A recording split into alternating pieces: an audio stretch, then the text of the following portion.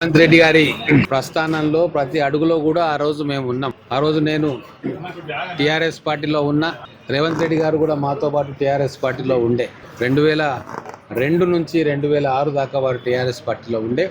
కానీ ఆ రోజు టీఆర్ఎస్ పార్టీ అప్పుడున్న పెద్దల కుట్రతోటి వారికి బీఫామ్ రాకుండా చేయడం జరిగింది. అప్పుడు వారు ఇండిపెండెంట్గా పోటీ చేయాలనే నిర్ణయం తీసుకున్నప్పుడు మేమందరం కూడా వారికి సపోర్ట్ చేసి ఆ ఎలక్షన్లలో కూడా మాకు చేతనైనంత సహాయం వారికి చేయడం జరిగింది.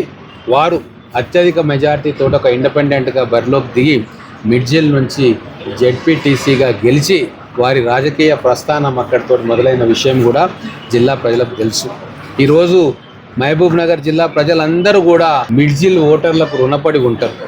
ఆ రోజు మిడ్జిల్ ఓటర్లు రేవంత్ రెడ్డి గారిని జెడ్పీటీసీగా గెలిపించకుండుంటే వారి రాజకీయ జీవితం అక్కడితోటే ఆగిపోయి ఎన్నో ఒడుకుదుడుకులకు లోనయ్యేది.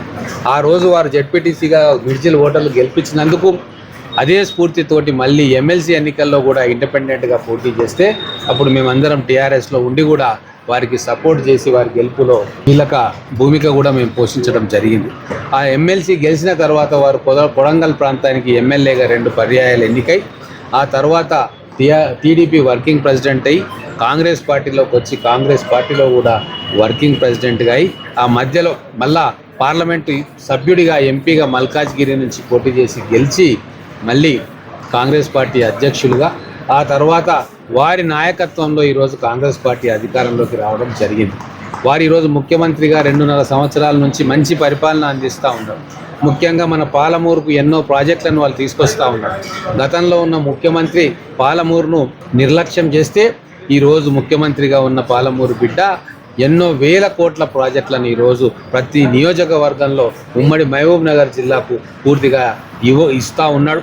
కాలేజీలు, స్కూల్స్, రోడ్స్, ఇరిగేషన్ ప్రాజెక్ట్స్, క్రీడా ప్రాంగణాలు, స్పోర్ట్స్ సంబంధించినవి ప్రతి ఒక్కటి కూడా, దేవాలయాల అభివృద్ధి, ఇట్లా ప్రతి ఒక్క సెక్టార్లో వారి మార్కు కనబడేలాగా ఈరోజు వేల కోట్ల రూపాయలను పాలమూరుకు పెడతా ఉన్నారు.